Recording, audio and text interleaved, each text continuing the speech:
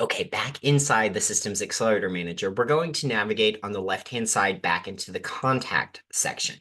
Now, once we're in the contact section, we can go ahead and either double click on a contact or click slide to the right and then hit this edit button. Now, the other thing that we are going to touch on is priorities.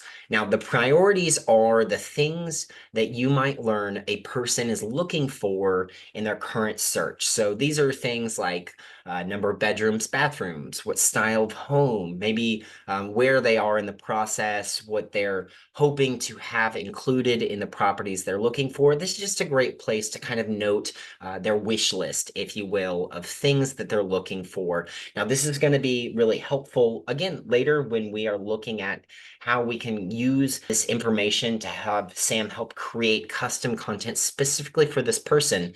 But this is just a great place for us to kind of catalog and place all of those details. Oftentimes, this would be during a phone conversation, we are talking to a new contact about what they're looking for and how we can help them, and just understanding exactly what we can do. We throw that into these priorities, and now we have a reoccurring list that we can either reference, we can update and adjust, or we just have access to, and Sam's also going to have access to.